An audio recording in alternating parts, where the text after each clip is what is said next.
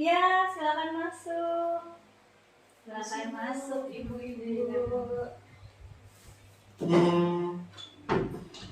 Selamat siang, ibu-ibu. Perkenalkan, saya Bidan Indrawanti. Ya, yang bertugas siang ini. Siang ini saya mengundang ibu-ibu untuk hadir di tempat ini dalam rangka sebelum kita terjun ke masyarakat untuk isu stunting yang sedang kita hadapi sekarang. Sebelumnya saya ingin memberi penjelasan sedikit tentang advokasi ya. Iya Bu. Sudah pernah dengar tentang advokasi ya? Belum secara detailnya sih Bu. Belum secara detail. Baik. Saat ini saya akan menjelaskan pengertian dari advokasi itu sendiri. Advokasi di sini adalah proses komunikasi yang terencana untuk mendapatkan dukungan dan keputusan untuk pemecahan suatu masalah seperti yang kita hadapi sekarang ini, yaitu tentang isu stunting ya. Jadi sebelum kita terjun ke lapangan, ada baiknya kita mengerti dulu nih urut-urutannya tentang advokasi supaya nanti di publik kita terlihat terencana dalam proses masalah pengentasan stunting ini, seperti itu ya. Lalu adapun langkah-langkah dalam advokasi ini sendiri meliputi ada analisa situasi, analisa stakeholder, yaitu yang terdiri dari 3 komponen ya, bisa dari swasta, pemerintah, ataupun dari masyarakat itu sendiri.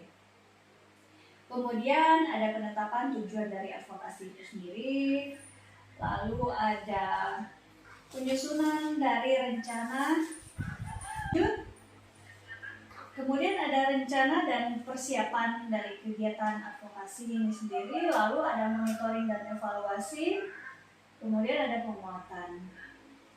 Lalu di advokasi ini sendiri ada prinsip-prinsipnya ya, yaitu antara lain evidence based, manfaat, transparan, akuntabel, tidak bergantung dari pengaruh luar, non-diskriminatif, netral, dan tidak menghakimi.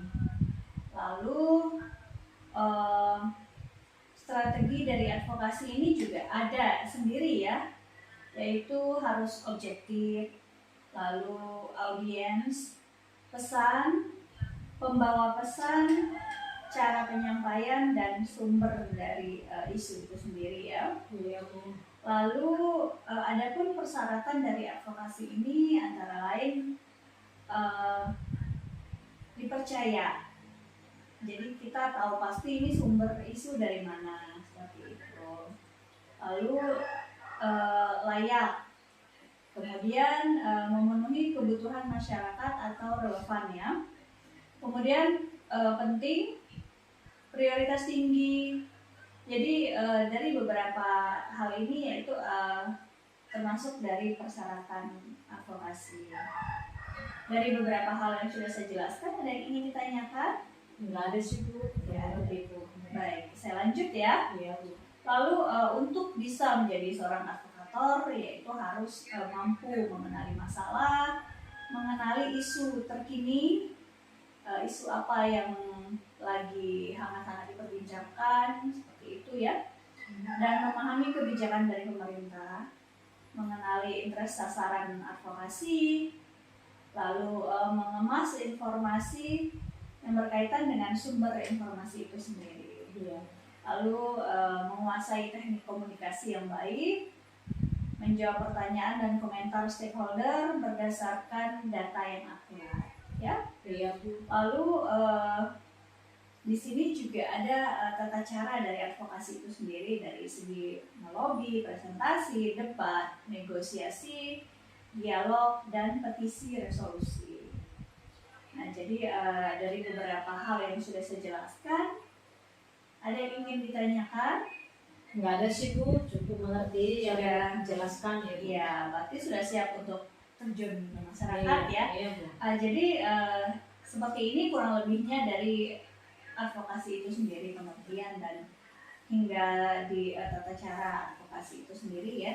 Jadi supaya nanti kita ke masyarakat, kita nggak kebingungan seperti apa sih tata cara kita menghadapi masyarakat seperti itu. Jadi mudah-mudahan dengan sedikit masukan dari saya bisa membawa kita ke arah yang lebih baik dalam pengentasan isu terkini yaitu isu stunting ini sendiri ya. Iya. Baik, terima kasih atas waktunya. Selamat siang. Selamat siang, Bu. Permisi ya, Bu. Ya.